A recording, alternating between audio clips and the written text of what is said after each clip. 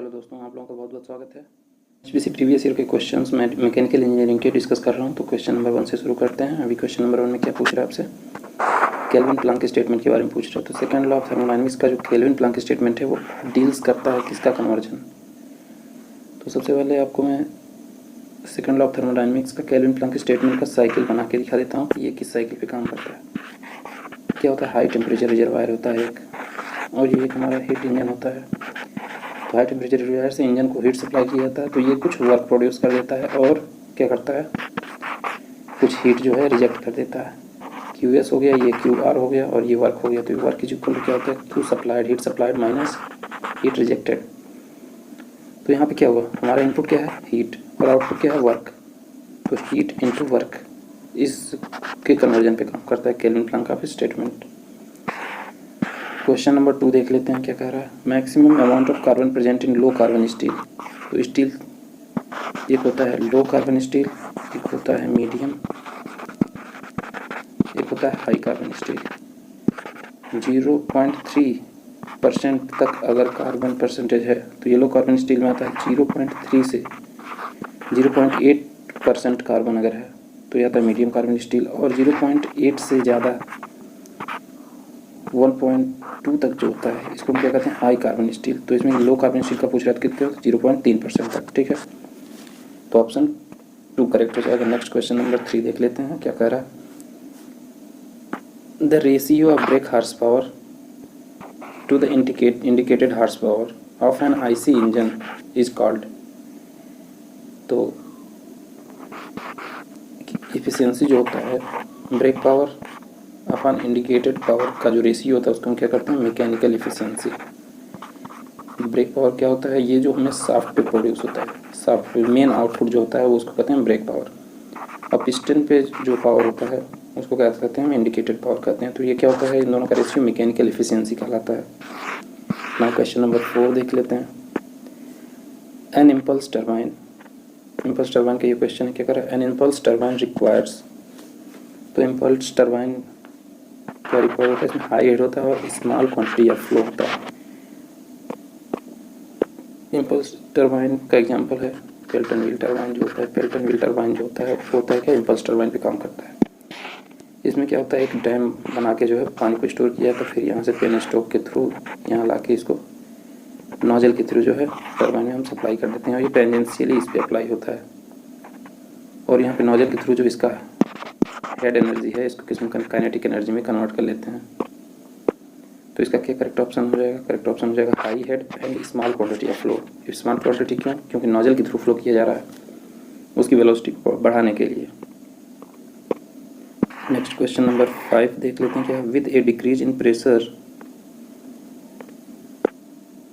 With decrease in A pressure the boiling point of water क्या होता है, will decrease करेगा। With A decrease in pressure the boiling point of water will decrease. इसीलिए क्या होता है, जब हम पहाड़ों पे जाते हैं, पहाड़ों पे तो वहाँ पे हमें भोजन पकाने में ज़्यादा टाइम लगता है, डिफ़िकल्टी होती है, क्योंकि वो कम पॉइंट पे ही बॉयल कर जाएगा, इसीलिए डिफ़िकल्ट होता है उसमें भोजन पकाना। तो क्या होगा, बॉइलिंग पॉइंट इसका डिक्रीज कर जाएगा। करेक्ट ऑप्शन इसका 4 हो जाएगा, ठीक है। नाउ क्वेश्चन नंबर 6 क्या करा। The force whose line of action lie along the same line are known as. जैसे मान लीजिए एक कोई फोर्स F1 है और इस पॉइंट पे एक्ट कर रहा है, ये कोई फोर्स F2 है, ये F1 हो गया, ये F2 हो गया। तो इनको क्या कहा जाएगा, कोलिनियर, क्योंकि एक लाइन में है ना, लाइन ऑफ एक्शन इन दोनों फोर्सेस का क्या है, एक लाइन पे, इसीलिए क्या कहा जाता है, कोलिनियर फोर्सेस कहा जाते हैं, ठीक। Now question number 7। The hydraulic gradient line of a flowing fluid represented by। Hydraulic gradient line जिसको हम क्या डिनोट करते हैं, HGL। किससे डिनोट किया जाता है, ये प्रेशर हेड और डेटम हेड। प्रेशर हेड क्या होता है, P/ρg। डेटम हेड का होता है जिस पॉइंट को हम कंसिडर कर रहे हैं वो हमारे रेफरेंस पॉइंट से कितनी हाइट पे है। तो इन दोनों का सम जो होता है उसको क्या कहते हैं, HGL, हाइड्रोलिक ग्रेडियंट लाइन को डिनोट करता है, ठीक है। Next question number 7। The gas constant R is equal to. Gas constant R जो होता है वो क्या होता है, मेयर्स फार्मूला होता है CP minus CV is equal to क्या होता है आर। तो अगर difference between two specific heats कौन कौन सी होती हैं, ये CP क्या होता है specific heat at constant pressure और CV क्या होता है specific heat at constant volume.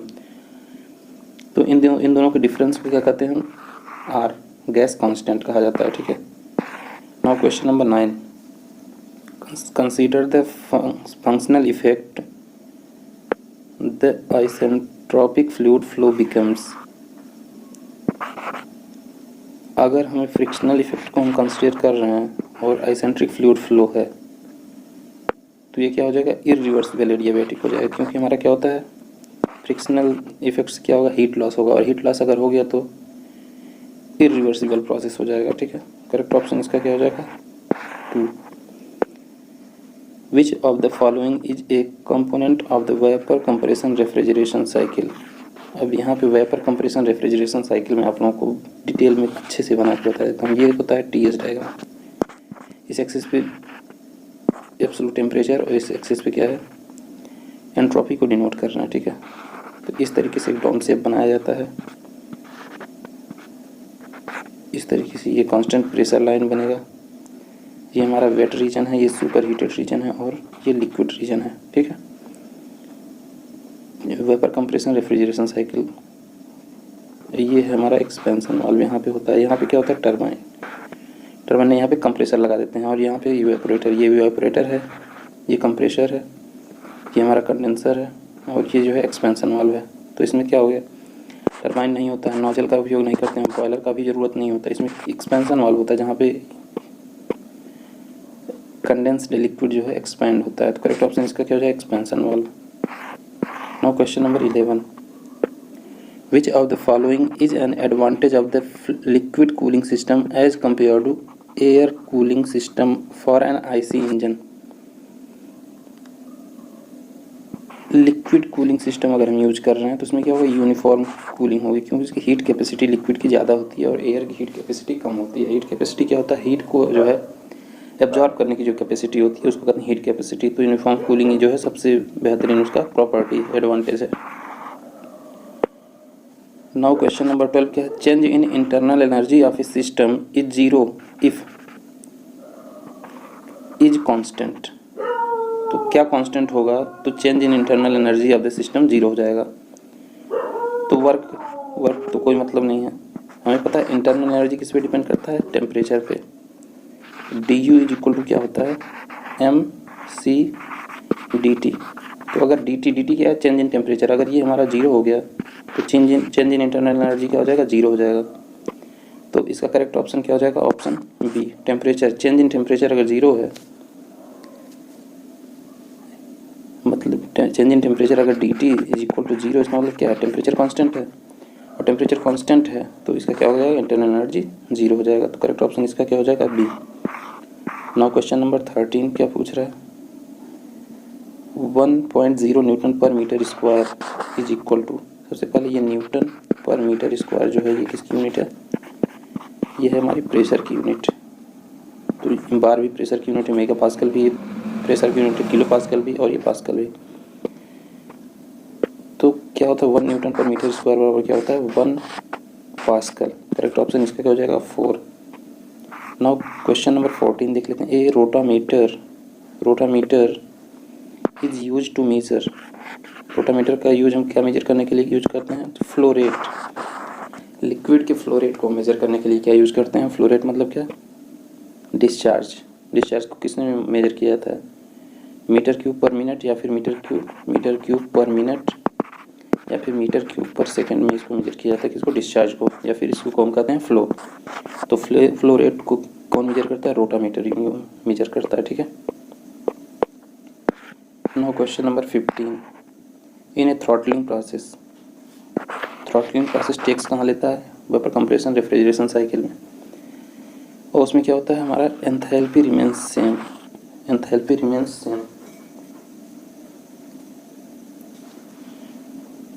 Enthalpy में चेंज जीरो होता है थ्रॉटलिंग प्रोसेस में, ठीक है। Next question question number 16, the common lubrication system used in IC engine of an automobile is called. The common lubrication system, जो हम lubrication करने के लिए डिफरेंट मूविंग पार्ट्स को लुब्रिकेट करने के लिए हम कौन सा सिस्टम यूज करते हैं, तो जनरली हम क्या यूज करते हैं, प्रेशर सिस्टम। ठीक है। नाउ क्वेश्चन नंबर 17 क्या कह रहा है, which of the following is major loss in pipe.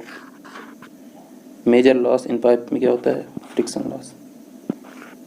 देखिए किसी पाइप से फ्लूइड फ्लो हो रहा है तो डिफरेंट टाइप के बेंड होंगे, या फिर कंट्रैक्शन हो रहा है, या फिर एक्सपेंशन हो रहा है, तो लॉसेस होंगे अलग अलग। यहाँ पे बेंड लॉस हो गया, यहाँ पे क्या होगा, कॉन्ट्रैक्शन लॉस हो गया, यहाँ पे एक्सपेंशन लॉस होता है। और इन सबसे अलग सबसे बड़ा जो होता है वो क्या होता है, फ्रिक्शन लॉस। फ्रिक्शन लॉस, तो यही सबसे मेजर लॉस होता है। सबसे पहले हम इसी को कंसीडर करते हैं या फिर स्टडी करते हैं। ठीक है। और फ्रिक्शन लॉस क्या होता है, FL_V²/2GD, ये जो फॉर्मूला होता है HF, फ्रिक्शन लॉस का फॉर्मूला ये होता है। ठीक है। नेक्स्ट क्वेश्चन क्या कह रहा है, air standard efficiency of N auto cycle. Auto cycle की एफिशिएंसी की बात कर रहा है, which of the following equation correct है। RC क्या कर रहा है, कंप्रेशन रेशियो, और गामा क्या है, एडियाबैटिक इंडेक्स है। ठीक है। तो इसकी एफिशिएंसी का, ऑटो साइकिल की एफिशिएंसी का फॉर्मूला क्या था, 1 - 1/RC की पावर गामा -1, ये होगा इसका करेक्ट ऑप्शन। क्या हो जाएगा, 4। ठीक है। ये फार्मूले याद रखिए, छोटे मोटे न्यूमेरिकल भी इस फार्मूले पे डायरेक्टली पूछे जा सकते हैं, थोड़ा सिंपल करके। The degree of reaction for Parsons reaction turbine, तो ये आप लोग सिंपली याद रखिए, Parsons reaction turbine is 50% degree of reaction, 50% degree, DOF इसको लिखते हैं शॉर्ट फॉर्म में, DOF। तो 50% मतलब क्या हो गया, 0.5 डिग्री ऑफ रिएक्शन। ठीक है। Next question, question number 20, which of the following not a factor for selecting A type of boiler for particular application. किसी एप्लीकेशन के लिए, कहीं पे यूज करने के लिए कौन सा क्राइटेरिया जो है, फैक्टर जो है, सेलेक्टिंग फैक्टर नहीं है। तो ये क्लाइमेट ऑफ द रीजन, इसके अकॉर्डिंग हम बॉयलर को नहीं सेलेक्ट करते हैं। बाकी फ्यूल एंड वाटर जो अवेलेबल है उसके अकॉर्डिंग सेलेक्ट करते हैं। फ्लोर एरिया के अकॉर्डिंग, कितना हमें कम एरिया है उपलब्ध है या ज़्यादा एरिया उपलब्ध है। और सबसे बड़ी बात क्या, कितना हमें स्टीम रेट चाहिए। स्टीम जो बॉयलर में क्या होता है, स्टीम ही जनरेट होता है, तो किस रेट से हमें स्टीम जनरेट करना है उस पर भी हमारा बॉयलर सिलेक्शन डिपेंड करता है। नाउ क्वेश्चन नंबर 21 क्या कह रहा है, oil is flowing in a pipe of 30 centimetre diameter with a velocity of 2 metre पर second at another section of pipe the diameter 20 centimetre, what will be the velocity. तो इस type के question में हम क्या यूज करेंगे, continuity equation, A1 V1 is equal to A2 V2। A1 क्या है, एरिया एट इनलेट, इसमें डायमीटर हमें पता है π/4 d² इंटू वेलोसिटी की वैल्यू रख देंगे π/4 इंटू d² इंटू V2। तो ये D1 D2 की वैल्यू पुट कर देंगे, V1 की वैल्यू पुट कर देंगे, तो हमारे V2 की वैल्यू कितनी निकल के आ जाएगी, 4.5 मीटर पर second. Next question number 22, which is the first stage of combustion in SI engine. तो इग्निशन लैग जो है वो SI इंजन का फर्स्ट स्टेज ऑफ कंबस्शन है। इसको हम इस तरीके से बनाएंगे, फिर इस तरीके से हो जाता है। ठीक है। तो यहाँ से यहाँ तक जो होता है हमारा इग्निशन लैग है। उसके बाद क्या है, फ्लेम प्रोपेगेशन यहाँ तक है, फिर रैपिड कंबस्शन है, उसके बाद क्या आता है, आफ्टर बर्निंग। तो करेक्ट ऑप्शन इसका हो जाएगा ऑप्शन 3, स्टेज ऑफ कंबस्शन का first point. In Rankine cycle the work output from A turbine is a change. Rankine cycle में जो वर्क आउटपुट हो रहा है टर्बाइन से, रैंकाइन साइकिल किस पे काम करता है, वाइपर। इस तरीके से ये भी साइकिल इसी तरीके से बनता है। तो ये जो एक्सपेंशन होता है इसको क्या कहते हैं, टर्बाइन में। यहाँ पे हमें नेट वर्क आउटपुट मिलता है 1 से 2। तो enthalpy between the inlet and outlet में जो एंथैल्पी चेंज हो रहा है वही हमारा वर्क आउटपुट हो गया। Now question number 24, the hydraulic machine that converts mechanical energy into hydraulic energy. Mechanical energy को हाइड्रोलिक एनर्जी में जो कन्वर्ट करता है उसको क्या कहते हैं, पंप। पंप जैसे हम खेतों में पानी चलाने के लिए यूज़ करते हैं, वो भी एक तरीके का पंप ही है। तो इसमें क्या फ्यूल बर्न हो रहा है, मैकेनिकल एनर्जी जनरेट हो रही है, उसके बाद उसको क्या करता है, फ्लूइड को निकालता है या फिर सप्लाई करता है।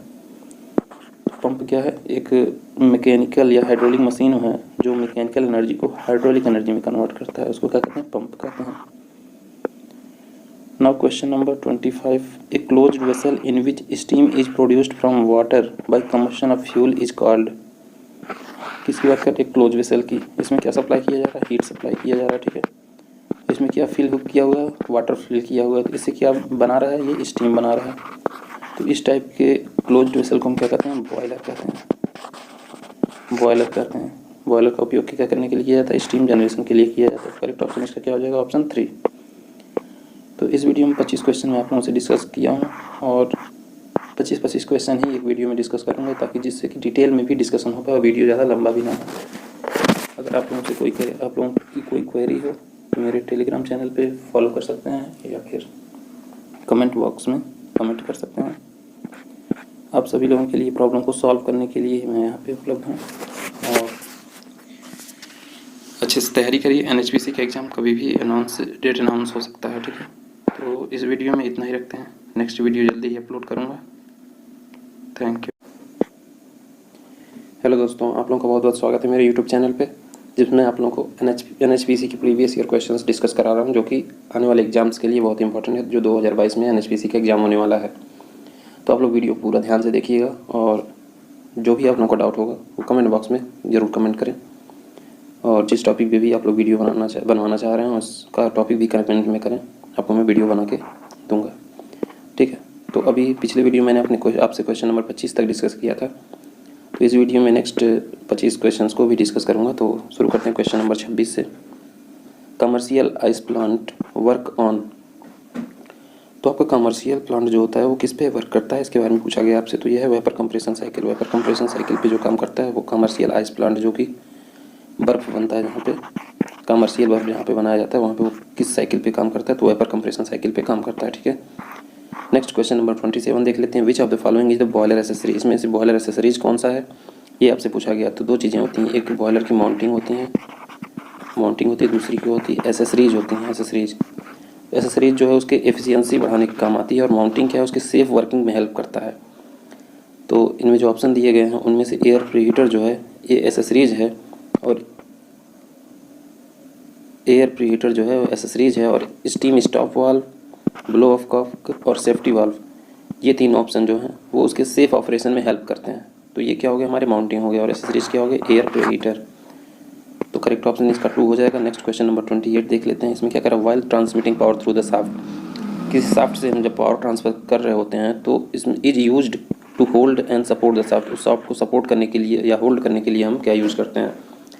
तो आप लोगों ने बहुत सी मशीनों में देखा होगा कि जो हमारा शाफ्ट होता है पावर ट्रांसमिशन, उसके एंड पे जो है बियरिंग लगे होते हैं, जो उसको सपोर्ट भी करते हैं और पावर ट्रांसमिशन में हेल्प भी करते हैं। तो करेक्ट ऑप्शन क्या हो जाएगा, ऑप्शन 4 बियरिंग, ठीक है। Next question number 29। The continuity equation के बारे में पूछा गया है। ये फ्लूइड मैकेनिक्स का क्वेश्चन है। कंटिन्यूटी इक्वेशन जो होता है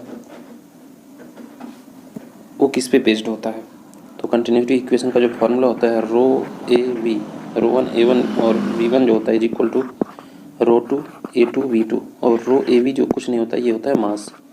तो M1 is equal to M2। किस पे काम करता है, ये काम करता है कंजर्वेशन ऑफ मास पे, ठीक है। Next question number 30। Increasing the compression ratio in SI engine. SI engine मतलब क्या, आपको समझ में आ रहा है। SI इंजन मतलब ऑटो साइकिल। अब सिंपल आप लोगों को मैं PV डायग्राम पे ऑटो साइकिल बना के दिखा देता हूँ। PV डायग्राम पे ऑटो साइकिल इस तरीके से बनेगा, ठीक है।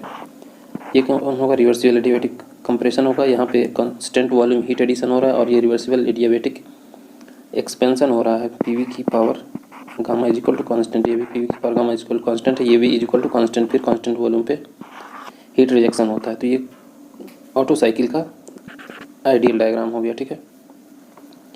तो इसमें क्या होगा, अगर हम कंप्रेशन रेशियो बढ़ा देंगे तो इसकी डेटोनेशन टेंडेंसी क्या होती है, वो बढ़ जाती है। तो करेक्ट ऑप्शन इसका हो जाएगा 30 का करेक्ट ऑप्शन इसका हो जाएगा 2, इंक्रीज कर जाएगा ये। Question number 31। Mild steel belong to which of the category. तो स्टील जनरल स्टील को हम कितने भागों में बांटा गया है? 3 कैटेगरी में, low carbon steel, medium carbon steel और हाई कार्बन स्टील। और लो को किस में बांटा गया? डेड माइल्ड स्टील और माइल्ड स्टील। तुम्हारा माइल्ड स्टील किसकी कैटेगरी में आता है? लो कार्बन स्टील में। और इसमें कार्बन परसेंटेज कितनी होती है? 0.3% से कम होता है कार्बन। इसको क्या कहते हैं? हम लो कार्बन स्टील कहते हैं। तो करेक्ट ऑप्शन क्या हो जाएगा? Option third. Next question number 32 देख लेते हैं। In the ammonia water vapour absorption refrigeration cycle the refrigerate used. Ammonia water vapour absorbance refrigeration cycle में हम क्या यूज करते हैं? NH3 रेफ्रिजरेंट का उपयोग करते हैं। करेक्ट ऑप्शन थर्ड हो जाएगा। और इसको आप लोग याद करके रखना। हम उसे अमोनिया वाटर में समझ में आ गया कि एक चीज़ वाटर होगा, एक अमोनिया होगा, तो इसमें अमोनिया जो होगा वही रेफ्रिजरेंट होगा, ये याद रखना। ये डायरेक्टली क्वेश्चन आएंगे, इसमें कुछ सोचने की ज़रूरत नहीं है। और इस टाइप के क्वेश्चन पूछे भी जाते हैं, अक्सर पूछे जाते हैं, तो आप लोग ये बिल्कुल ध्यान रखिएगा। और इस क्वेश्चन में क्या कह रहा है? The function of a dash is to maintain constant speed of internal combustion engine within specified limit. IC engine का जो है स्पीड को एक स्पेसिफाइड लिमिट में रखने का काम किसका होता है? गवर्नर कंट्रोल करता है। ये कैसे कंट्रोल करता है? By controlling fuel supply. Fuel supply को कंट्रोल करके ये क्या करता है? स्पीड को कंट्रोल करता है। ठीक है। Now question number 34। A tank containing water up to 2 metre height. एक टैंक है, इसमें 2 मीटर हाइट तक वाटर फिल किया गया है। ठीक है। तो इसके यहाँ पे बॉटम पे क्या पूछ रहा है? प्रेशर। तो क्या होगा formula? ρGH। Rho of water 1000 into G की वैल्यू 9.81 इंटू हाइट कितनी है? 2 मीटर। इसका आप लोग मल्टीप्लाई करेंगे तो कितना आ जाएगा? 19620 न्यूटन पर मीटर स्क्वायर। और न्यूटन पर मीटर स्क्वायर को हम क्या लिख सकते हैं? पास्कल भी लिख सकते हैं, क्योंकि ये प्रेशर की यूनिट है। ठीक है। तो इसका करेक्ट ऑप्शन हो गया ऑप्शन बी। और क्वेश्चन नंबर 35 देख लेते हैं। In a uniform flow the velocities of the fluid particles. इसमें क्या होता है? यूनिफॉर्म फ्लो में क्या होता है? वेलोसिटी ऑफ फ्लूइड पार्टिकल्स क्या होगा? डू नॉट चेंज होता है। किस के रिस्पेक्ट में? स्पेस के रिस्पेक्ट में। क्योंकि अगर किसी की पाइप के फ्लो में, मतलब पाइप में फ्लो हो रहा है कोई फ्लूइड, तो किसी भी समय पे, टी समय पे इन दोनों सेक्शन पे वेलोसिटी सेम होगा। इसी को कहते हैं क्या? Uniform flow. Now question number 36। Which of the following is a type of high pressure boiler. इसमें से कौन सा जो है हाई प्रेशर बॉयलर का टाइप है? तो ये होगा वेलॉक्स बॉयलर। और इसको आप लोग को याद रखना। मैं एक ट्रिक बना के रखा हूँ, जो एक वीडियो में मैं अपलोड कर दूंगा कि किस तरीके से आप याद कर लेंगे कि लो प्रेशर बॉयलर कौन सा है और हाई प्रेशर बॉयलर कौन सा है। तो अभी के लिए केवल ये देख लीजिए, वेलॉक्स बॉयलर जो है वो हाई प्रेशर बॉयलर है। ठीक है। नेक्स्ट क्वेश्चन नंबर 37 देख लेते हैं। The difference of the pressure head H measured by differential U2 manometer. उससे हम क्या करते हैं? प्रेशर मेजर करने के लिए काम करते हैं। और इसमें एक मैनोमेट्रिक फ्लूइड भरा रहता है, जितना लिफ्ट कर जाता है उसको क्या हम डिनोट करते हैं? X। तो X SM मतलब स्पेसिफिक ग्रेविटी जो है मैनोमेट्रिक फ्लूइड का अपन specific gravity of flowing fluid -1 is equal to क्या होगा? हाइट। तो ये कि H is equal to X SM by S0 -1। इसमें SM क्या है? Manometric fluid. S0 क्या है? फ्लूइड है। X क्या है? Fluctuation of manometric fluid. Correct option इसका क्या हो जाएगा? Option B. इस पर डायरेक्ट न्यूमेरिकल भी पूछे जाते हैं अक्सर एग्जाम्स में, तो फार्मूला याद रखिएगा। Regenerative heating the thermal efficiency of cycle. पूछ रहा है कि regenerative heating thermal efficiency of Rankine cycle को क्या करता है? घटा देता है, बढ़ा देता है, डज नॉट इफेक्ट। तो इसका करेक्ट ऑप्शन हो जाएगा इंक्रीज कर देता है। ठीक है। Now question number 39। In a reversible process the entropy of a system. तो रिवर्सिबल प्रोसेस में क्या होता है? Entropy of the system remain same. ये ना तो इंक्रीज होगा ना तो डिक्रीज होगा, ये क्या होगा? सेम रहेगा। इसीलिए रिवर्सिबल प्रोसेस को आइसेंट्रोपिक प्रोसेस भी कहते हैं। In a reversible process the entropy of a system remain same. ये तो क्वेश्चन हो गया था। नेक्स्ट क्वेश्चन देख रहे हैं। Question number 40। Which is the law that states that the intensity of pressure at any point in A fluid at rest. Generally हम लोग पास्कल्स लॉ जानते हैं कि हाँ, किसी भी पॉइंट पे सभी डायरेक्शन में जो प्रेशर होता है वो सेम लगता है। लेकिन आप लोगों को इसमें क्या ध्यान देने वाली बात है? Fluid at rest. अगर ये रेस्ट पे है फ्लूइड तभी ये लॉ फॉलो होगा। तो ये कौन लॉ है? Pascal's law. इसके अकॉर्डिंग किसी स्टैटिक फ्लूइड में क्या होगा, सभी डायरेक्शन में जो है जो प्रेशर लग रहा होता है वो सेम होता है, उसकी इंटेंसिटी क्या होती है, सेम होती है, ठीक है। Now question number 41, the chemical formula of R717। तो ये इनऑर्गेनिक अकार्बनिक के लिए होता है, अकार्बनिक एलिमेंट के लिए इसको यूज करते हैं। इसमें क्या होता है 700 plus atomic weight, atomic weight. तो एटॉमिक वेट इसमें से 17 किसका होगा, नाइट्रोजन का कितना होगा 28 हो जाएगा। इसमें कितना होगा 7 दूनी 14 और प्लस इसका 3, 14 3 17। तो किसका हो गया अमोनिया का, अमोनिया का क्या होगा chemical formula R717। Now question number 42 देख लेते हैं। Dash is the platform in A furnace upon which fuel is burned. क्या करा कि तो इसमें से ये देखना है किस पे फ्यूल बर्न होता है, तो इसको क्या कहते हैं ग्रेट। इस तरीके से ये ग्रेट होता है, इसमें स्टैंड लगे होते हैं, इसमें इस पर क्या होता है हम फ्यूल रख के बर्न करते हैं, फिर फ्यूल बर्न होता है तो हीट जनरेट होती है, इसको हम सप्लाई करते हैं बॉयलर को।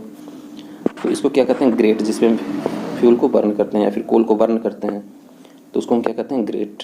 करेक्ट ऑप्शन का हो जाएगा 4, ठीक है।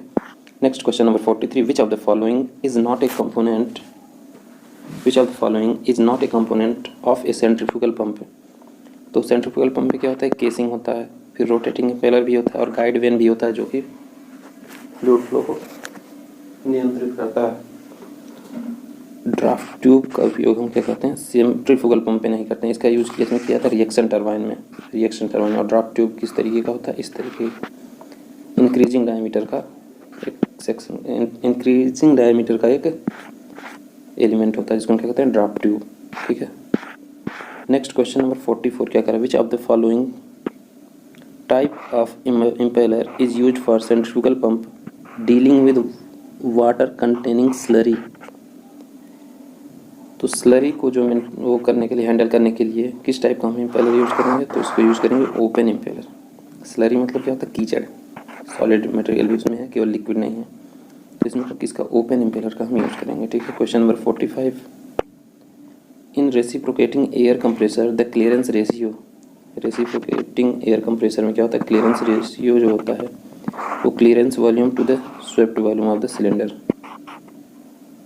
VC बाई VS, इसको किससे डिनोट करते हैं C से, ठीक है। ये होता है हमारा clearance ratio. Now question number 46, the smallest section of a nozzle is known as the throat. Smallest section जो होता है नोजल का उसको क्या कहते हैं हम थ्रोट कहते हैं। नोजल का आप लोगों को एक डायग्राम देते हैं, ये होता है हमारा, ये हो गया हमारा कन्वर्जन डाइवर्जन नोजल। तो इसको हम क्या कहते हैं स्मॉलेस्ट सेक्शन जो होता है इसको क्या कहते हैं थ्रोट कहते हैं, ठीक है। तो ये हो गया 46 का correct option. Now question number 47, A domestic refrigerator work on, domestic refrigerator किस पे काम करता है vapour compression refrigeration cycle VCRS पे काम करता है, ठीक है। नाउ क्वेश्चन नंबर 48 देख लेते हैं, crowning, crowning of a pulley is done to enable, मतलब क्राउनिंग हम पुली पे किस लिए करते हैं, तो इनेबल पुली रिजिडली, पुली को रिजिडली फिक्स्ड करने के लिए, इंक्रीज स्ट्रेंथ, पुली की स्ट्रेंथ को इंक्रीज करने के लिए, या फिर प्रिवेंट वियर एंड टियर को रोकने के लिए। तो इन सब कामों के लिए हम इसका उपयोग नहीं करते हैं, किसके लिए करते हैं to avoid slipping of belt. मान लीजिए ये आपका पुली है, इस पर कोई बेल्ट घूम रहा है तो बहुत स्पीड से घूमेगा तो इससे ये बाहर निकल जाए, avoid slipping of the belt क्या यूज करते हैं हम क्राउनिंग, मतलब बेल्ट के स्लिपिंग को रोकने के लिए। Now question number 49, the point of contraflexure lies where, point of contraflexure ये स्ट्रेंथ ऑफ मटेरियल का क्वेश्चन है। तो ये कहाँ पे, जहाँ पे क्या होता है हमारा bending moment diagram sign change करता है या फिर bending moment is zero, that point is called point of contraflexure, point of contraflexure. Now question number 50 देख लेते हैं और ये लास्ट क्वेश्चन है इस वीडियो का। ऐसा क्वेश्चन ऐसे ही डिस्कस करूँगा वीडियो में, ज़्यादा से ज़्यादा 50 क्वेश्चन है, क्योंकि 50 क्वेश्चन होगा वीडियो लंबा भी नहीं होगा और अच्छे से एक्सप्लेन हो जाएगा, आप लोगों को समझ में भी आएगा, ज़्यादा बर्डन नहीं होगा, क्योंकि बहुत ईजी सब्जेक्ट नहीं है मैकेनिकल इंजीनियरिंग, तो थोड़ा आप लोगों को मेहनत करने की ज़रूरत है। The pulley which is use to increase the angle of contact, तो पुली का दो ही कॉम्बिनेशन जनरली हम यूज करते हैं। एक जो है सिंपल इस तरीके से कॉन्टैक्ट में होता है बेल्ट, और दूसरा जो होता है ये क्रॉस। तो क्रॉस वाले में क्या होता है, ये कॉन्टैक्ट एंगल बढ़ जाता है। तो इसका करेक्ट ऑप्शन क्या हो जाएगा, ये क्रॉस बेल्ट भी हो सकता है क्योंकि इसमें बढ़ जाएगा, लेकिन क्या करा, which use to increase angle of contact. अगर एंगल ऑफ कॉन्टैक्ट इंक्रीज करने की बात करेगा तो ये क्या हो जाएगा, आइडलर पुली हम एक यूज़ कर लेते हैं। ये कैसे होता है, ये हो गया, ये बीच में एक पुली यूज़ कर लिया जाएगा और इससे भी जो है कॉन्टैक्ट में होगा ये, तो इसको क्या कहेंगे, आइडलर पुली। तो ये हमारे 50 क्वेश्चन इस वीडियो में हो गए। अगली वीडियो में भी 25 क्वेश्चन ऐसे ही डिस्कस करूँगा।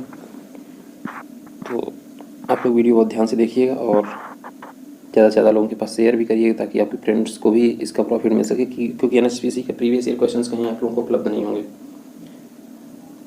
वो तो मेरे पास थे तो मैंने आपको करा दिया, ठीक है। तो चैनल को सब्सक्राइब जरूर कर लीजिएगा और वीडियो देखने के लिए धन्यवाद। Good bye. हेलो दोस्तों, कैसे हैं आप लोग? आप लोगों का बहुत बहुत स्वागत है मेरे यूट्यूब चैनल पे, जिसमें मैं आप लोगों को डिस्कस करा रहा हूँ NHPC के प्रीवियस ईयर क्वेश्चंस को। और ये SSC JEE के लिए भी इंपॉर्टेंट है, तो इन क्वेश्चंस को आप लोग अच्छे से प्रैक्टिस करिएगा और मेहनत करिए। NHPC का एग्जाम का डेट कभी भी अनाउंस हो सकता है। तो शुरू करते हैं क्वेश्चन नंबर 51 से। अब मैंने क्वेश्चन नंबर 50 तक डिस्कस किया था, तो क्वेश्चन नंबर 51 क्या करा, two parallel forces equal in magnitude opposite in direction separated by a definite distance are set to form. एक फिक्स डिस्टेंस पे दो equal and opposite forces act कर रहे हैं, F एंड F पे।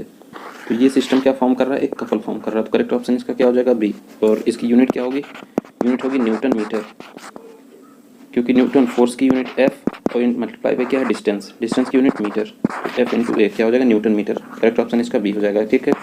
नेक्स्ट क्वेश्चन नंबर 52 क्या कर रहा है, the air refrigeration system works on the.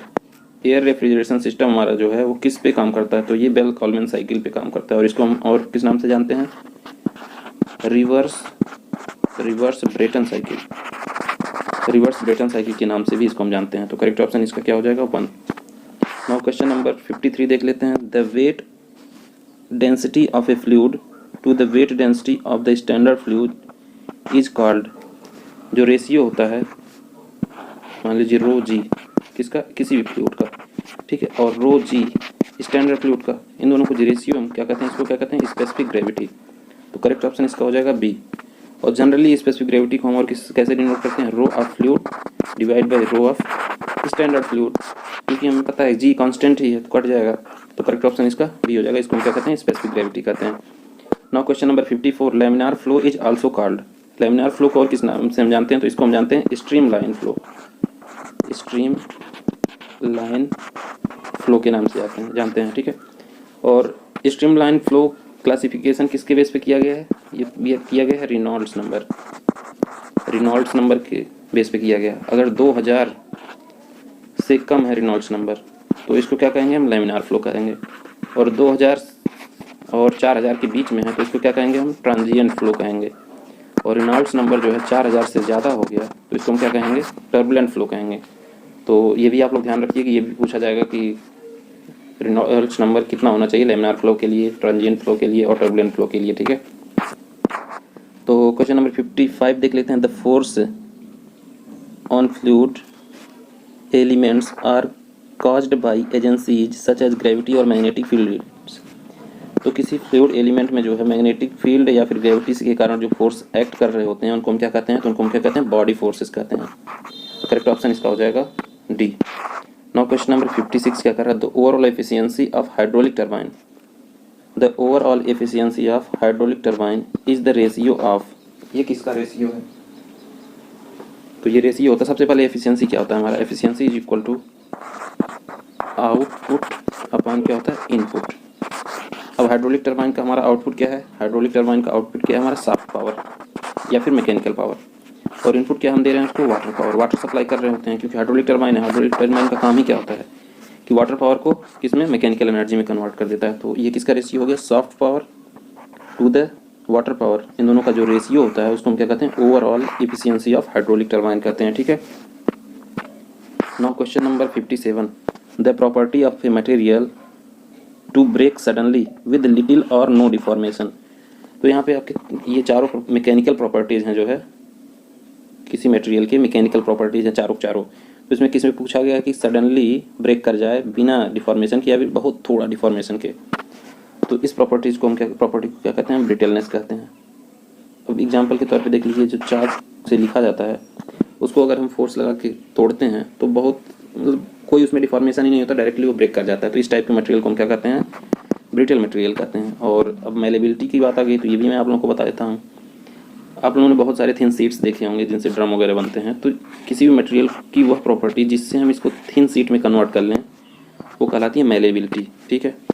और डक्टिलिटी क्या होती है, डक्टिलिटी जैसे कोई तार या फिर वायर को हम लेके खींचते हैं तो उस पहले टूटने से पहले किसका क्या होता है, उसकी लेंथ इंक्रीज होती है। तो वही उसकी प्रॉपर्टी क्या कहलाती है, डक्टिलिटी, जिससे कि उसके लेंथ में या फिर शेप एंड साइज में क्या होता है, डिफॉर्मेशन होता है बिफोर द ब्रेकिंग। ब्रेक होने से पहले या फिर फेल होने से पहले उसके लेंथ में चेंजेस होते हैं, इंक्रीज होता है लेंथ। तो उस प्रॉपर्टीज़ को हम कहते हैं डक्टिलिटी। अब एक बचता है elasticity. Elasticity is a property by virtue of which it regain its shape after removal of the applied forces. अब देखिए, ये तो हो गया अंग्रेजी की बात। अब हिंदी में आप लोगों को समझा रहा हूँ। कोई बॉडी है, ठीक है, इस पर आप फोर्स लगा रहे हैं। फोर्स लगाएंगे सबसे पहले कुछ डिफॉर्म होगा, उसके बाद अगर हम फोर्स को रिमूव कर दे रहे हैं तो अगर वो अपना शेप जो है रीगेन कर ले रहा है तो इस प्रॉपर्टी को हम क्या कहते हैं, उसकी इलास्टिसिटी कहते हैं, ठीक है। और ये इलास्टिसिटी सम परमिसिबल लिमिट तक होता है। ऐसा नहीं कि हम ऐसा कोई मटेरियल होगा बहुत ज़्यादा फोर्स एब्जॉर्ब कर लेगा और वो रीगेन कर लेगा। इसकी भी एक लिमिट होती है जिसको हम क्या कहते हैं, limit of elasticity. Now question number 58 देख लेते हैं। सब cooling is a process of cooling the refrigerant in vapour compression refrigeration system. इसमें क्या करें, सब कूलिंग हम कहाँ पे करते हैं, after the expansion valve, before the expansion valve, before compression और आफ्टर कंप्रेशन। तो सबसे पहले आपको VCRS की हम साइकिल बना के दिखा देते हैं कि ये किस साइकिल पे काम करता है, ठीक है। ये हमारा हो गया TS डायग्राम, इस एक्सिस पे T होगा और ये होगा यस, ये डॉम बन गया, ठीक है। ये हमारा जो है एक्सपेंशन वाल्व होता है, ये इवेपोरेटर होता है। तो यहाँ पे हम कंप्रेस करते हैं वेपर रेफ्रिजरेंट को, फिर यहाँ पे कंडेंसर में कूल कर देते हैं। तो ये नॉर्मल साइकिल है, नॉर्मल साइकिल। लेकिन अगर हम सब कूलिंग करना है तो हम यहाँ पे जो है ये 1 हो गया, ये 2 हो गया, ये 3 हो गया और ये 4 हो गया, ठीक है। तो 4 के बाद ये हमारा एग्जिट ऑफ कंडेंसर है। तो यहाँ से हम सब कूलिंग अगर करना है तो और ठंडा करेंगे, फिर इसको एक्सपेंड कराएंगे।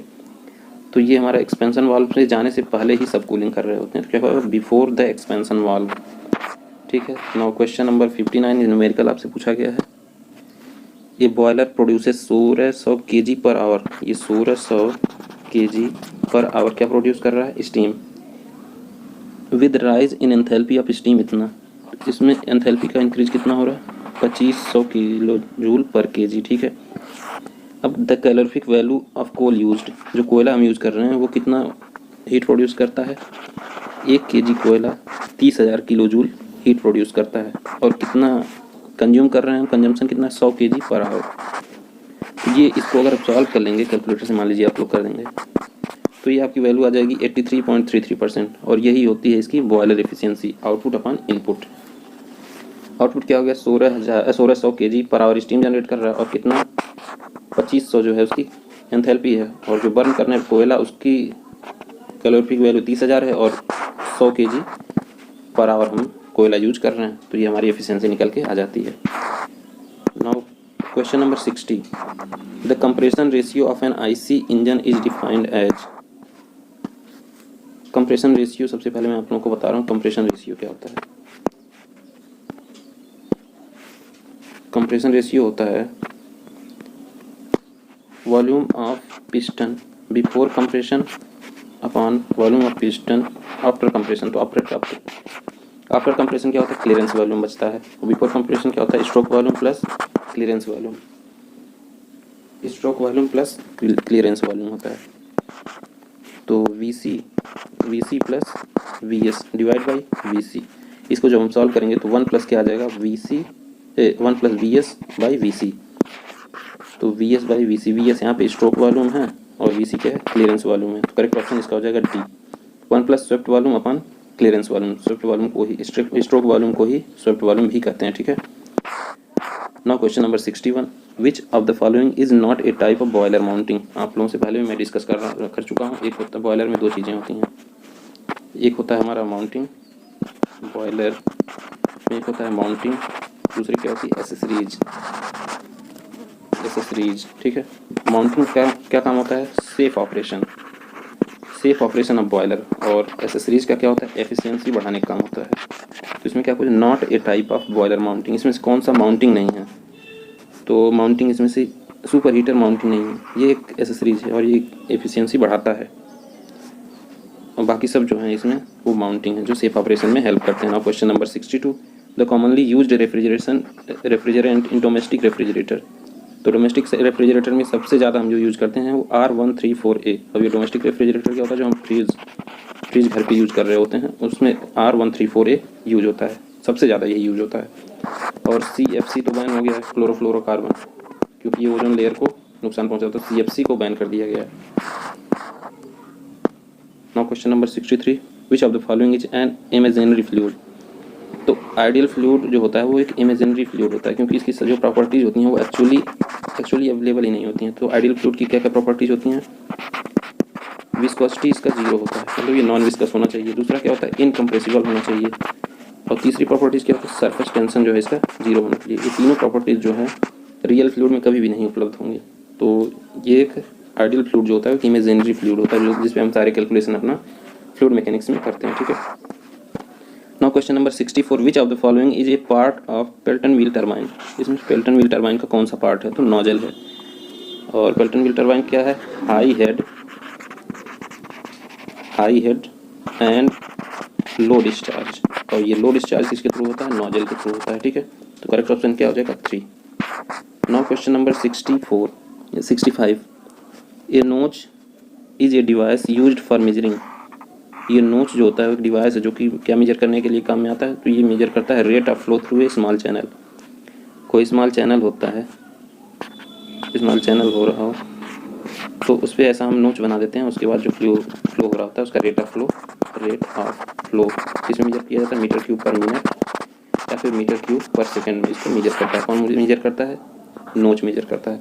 और भी डिफरेंट तरीके हैं मेजर करने के रेट ऑफ फ्लो, जैसे वेंचुरोमीटर हो गया, वोर्फिस मीटर हो गया और पिटोट ट्यूब मीटर हो गया। तो सबसे बेहतरीन जो होता है वेंचुरोमीटर ही होता है अगर हम पाइप फ्लो में मेजर करना है तो। Now question number 66, which of the following is a type of fire tube boiler. Boiler दो तरीके के होते हैं, एक होता है फायर ट्यूब बॉयलर और दूसरा क्या होता है वाटर ट्यूब बॉयलर। नाम से ही क्लियर है, वाटर ट्यूब मतलब वाटर जो फ्लो हो रहा होगा वो ट्यूब में फ्लो हो रहा होगा और फ्लू गैसेस जो है इसके चारों तरफ इसको सराउंड किए होते हैं, ठीक है। लेकिन अगर फायर ट्यूब बॉयलर होता है तो उसमें क्या होता है, फ्लू गैसेस पाइप में फ्लो हो रहे होते हैं और जो है वाटर जो होता है वो इसके चारों ओर से होता है। तो इस तरीके से नाम से भी क्लियर है कि वाटर ट्यूब बॉयलर और फायर ट्यूब बॉयलर।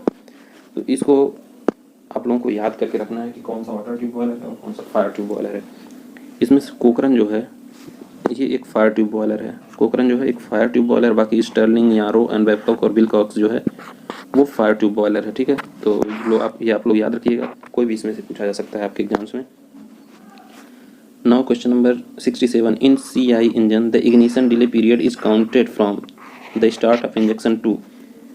मान लीजिए हम फ्यूल को इंजेक्ट कर रहे हैं तो स्टार्ट ऑफ इंजेक्शन से कहाँ तक के टाइम को हम क्या कहते हैं, इग्निशन डिले पीरियड कहते हैं। तो ये टाइम होता है the point where PT curve separates, मतलब PT कर्व जो होगा वो अलग होता है किससे, मोटरिंग कर्व से जहाँ तक अलग होता है वहाँ तक के टाइम को क्या कहते हैं, डिले पीरियड कहते हैं, ठीक है।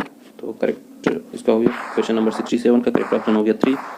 Now question number 68, the most important property of A lubricant. सबसे पहले आप लोग जानिए कि लुब्रिकेंट हम किस लिए यूज़ करते हैं, जहाँ भी रिलेटिव मोशन दो पार्ट्स के बीच में हो रहा होता है या फिर हाई वेलोसिटी रिलेटिव मोशन हो रहा होता है तो वहाँ पे क्या होता है, लुब्रिकेंट का हम उपयोग करते हैं किसके लिए, ताकि फ्रिक्शन, टियर और वियर ना हो, फ्रिक्शन के कारण हीट ज़्यादा जनरेट ना हो। तो इसके लिए हम क्या करते हैं, लुब्रिकेंट का उपयोग करते हैं। और लुब्रिकेंट में की सबसे बेहतरीन प्रॉपर्टीज़ क्या है, विस्कोसिटी। अगर वो विस्कस होगा तभी वो क्या करेगा, सेपरेट रखेगा, मूवमेंट को सपोर्ट करेगा, क्या करेगा, metal to metal M2M contact को अवॉइड करेगा, मेटल टू मेटल कॉन्टैक्ट नहीं होने देगा, जिससे कि हीट जनरेट नहीं होगी, पावर लॉस नहीं होगा।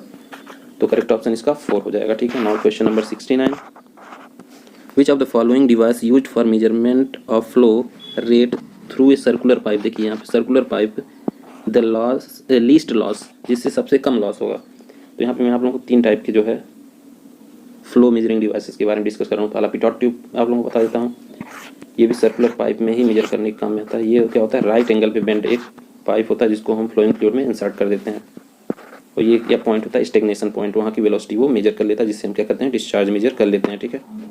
दूसरा टाइप क्या होता है हमारा, ओरिफिस मीटर।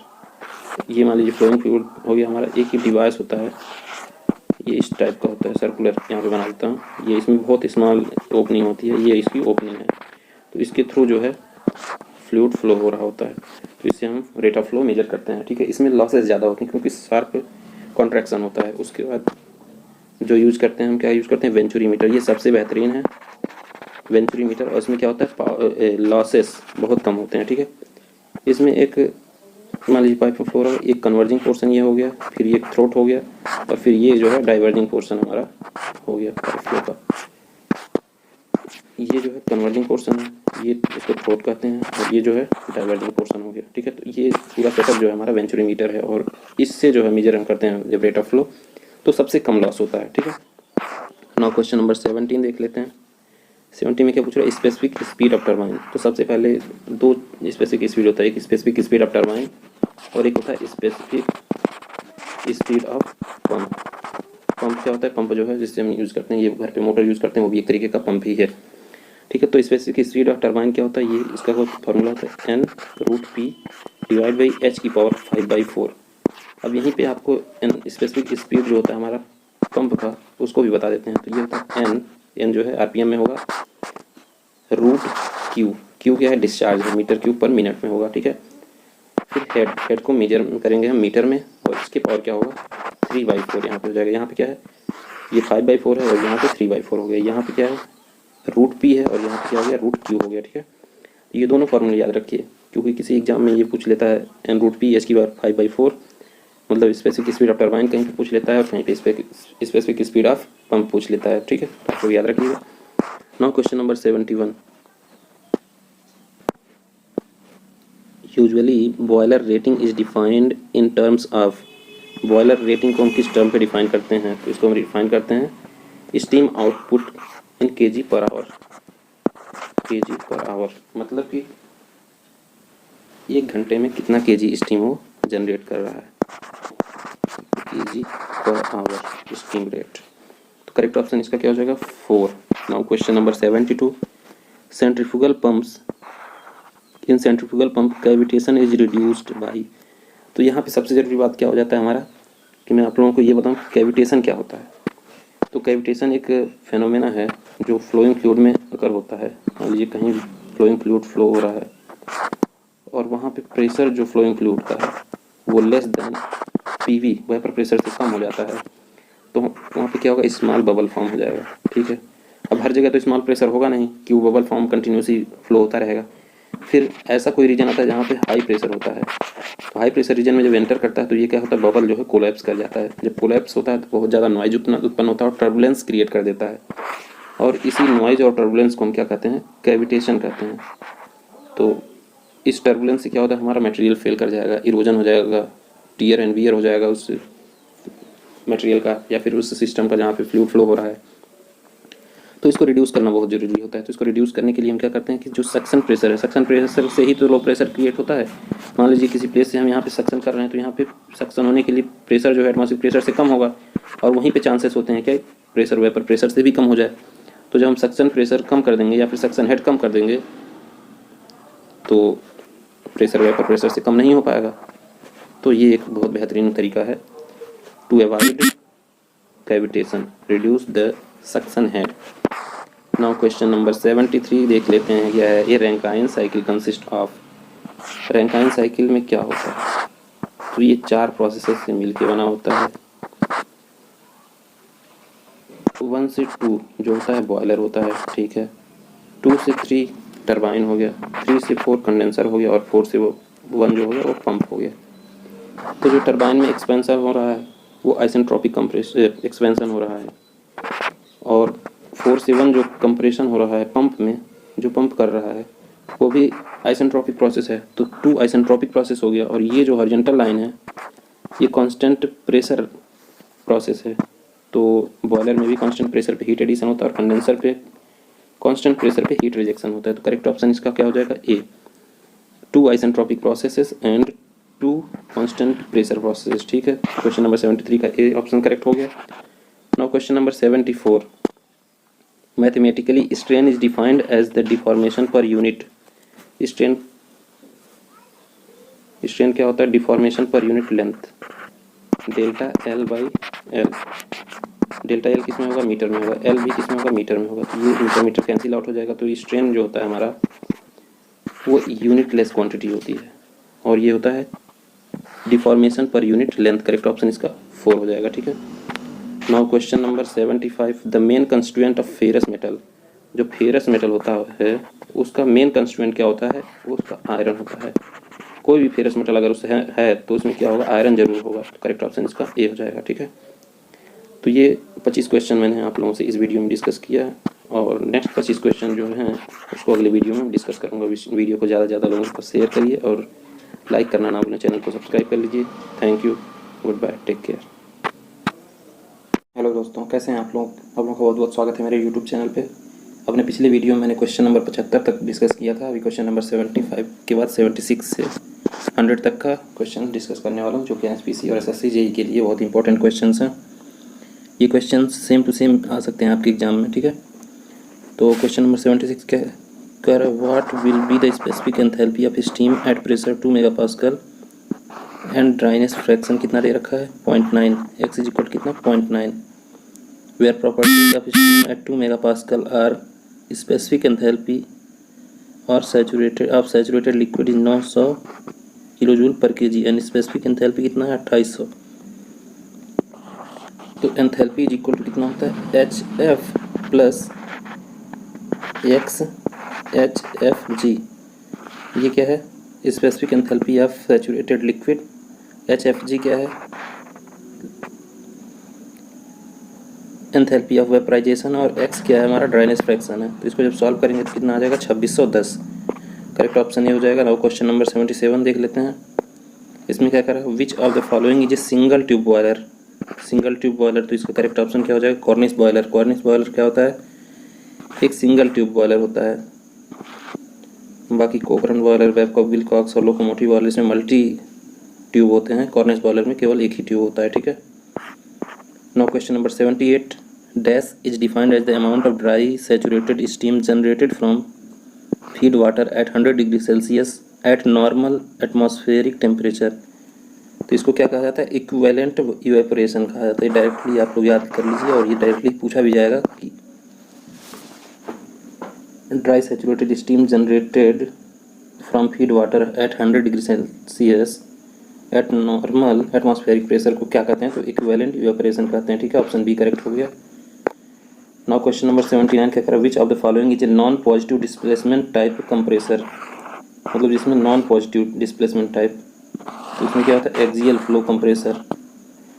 ये किसका एग्जांपल है? नॉन पॉजिटिव डिस्प्लेसमेंट टाइप का है। बाकी ये स्लाइडिंग मोशन, रूट ब्लोअर और स्क्रू, ये सब क्या हो गए? हमारे पॉजिटिव डिस्प्लेसमेंट टाइप होंगे। तो करेक्ट ऑप्शन क्या हो जाएगा? Axial flow compressor.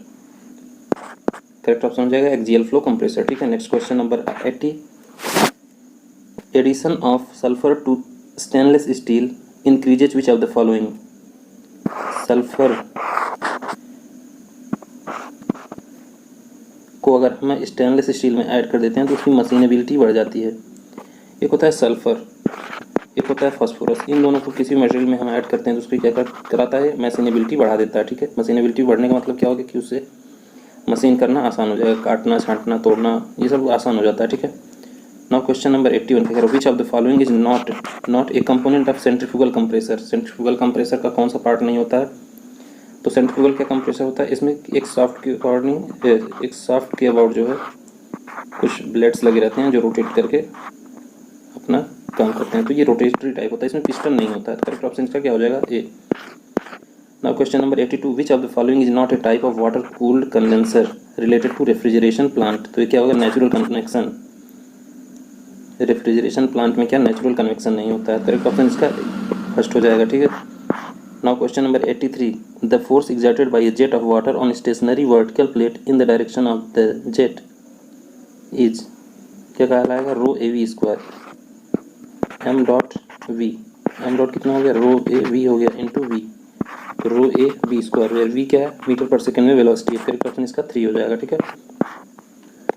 Now question number 84.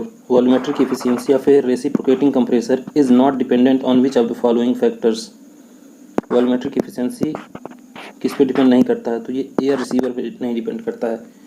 तो वॉल्यूमेट्रिक एफिशिएंसी का फार्मूला क्या होता है, volumetric efficiency 1 plus C minus C P higher upon P lower की पावर 1/n. तो n क्या हो गया हमारा, पॉलीट्रोपिक इंडेक्स हो गया. Pressure ratio P higher upon P lower क्या हो गया, प्रेशर रेशियो हो गया. और क्लियरेंस रेशियो क्या होता है, क्लियरेंस रेशियो कहते हैं सी को. ये जो सी है ये क्या, क्लियरेंस रेशियो. तो केवल एयर रिसीवर इस पर डिपेंड नहीं करता है, बाकी सब पे डिपेंड करता है.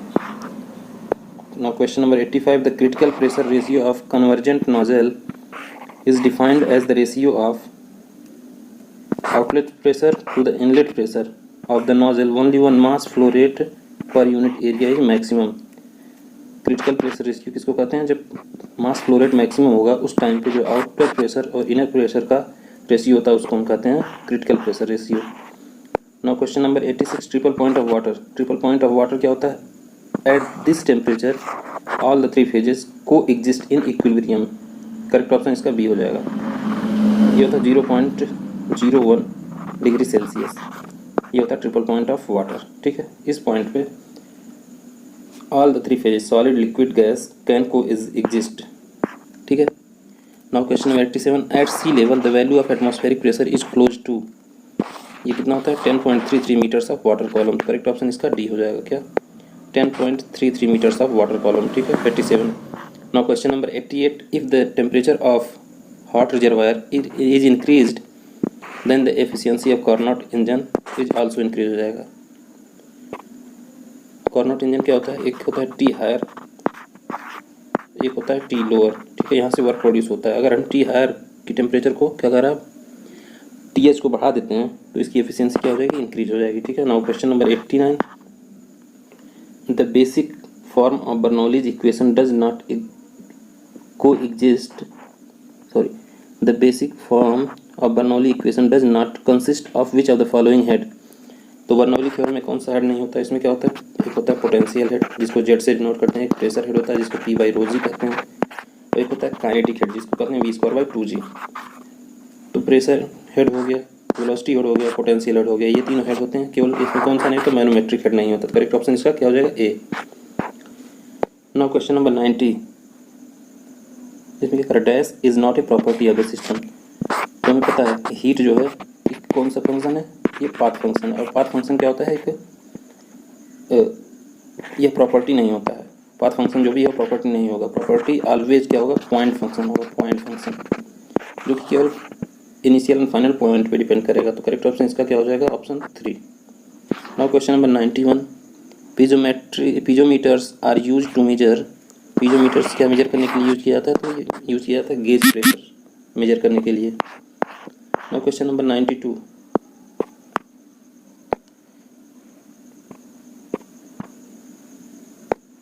The jet ratio of Pelton wheel where D is pitch diameter of Pelton wheel and small D is the jet diameter. तो क्या होता है, capital D upon small D को क्या कहते हैं, जेट रेशियो. जेट रेशियो कहते हैं इसको.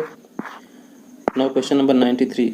The work input of A compressor is minimum when the law followed by the compressor is कौन सा होगा, आइसोथर्मल कंप्रेशन होगा. देखिए ये हमारा पीवी डायग्राम है. अगर इस तरीके से ये होता है पीवी और गामा, ये होता है पीवी. तो ये हमारा वर्क इनपुट कब कम होगा, जब ये PV is equal to constant होगा. PV is equal to constant मतलब क्या होगा, आइसोथर्मल प्रोसेस. तो आइसोथर्मल प्रोसेस पे कंप्रेशन वर्क जो है मिनिमम होता है. ठीक है. तो क्वेश्चन नंबर 94 क्या होता है, विच ऑफ वो what do you mean by a streamline.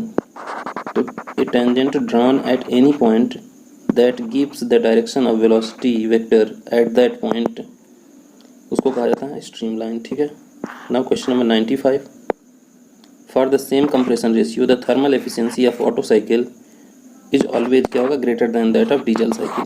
ये आप लोग याद रखिए. अगर कंप्रेशन रेशियो सेम है तो ऑटो साइकिल ज़्यादा एफिशिएंट होगा as compare to diesel cycle के. Now question number 96, in a boiler the device in which the waste heat of the flue gases is utilised for heating feed water is called. इसको कहते हैं economiser. Economiser का काम क्या होता है कि जो हमें फीड वाटर होता है, फीड वाटर जो बॉयलर में हम फीड करते हैं, वो जो है फ्लू गैसेस से हीट लेके टेम्परेचर इसका इंक्रीज कर लिया जाता है, उसको क्या कहते हैं, उस डिवाइस को इकोनोमाइजर कहते हैं। ठीक है। नाउ क्वेश्चन नंबर 97 क्या होगा, in a conventional Bourdon tube pressure gauge the elastic element used for converting pressure to deformation is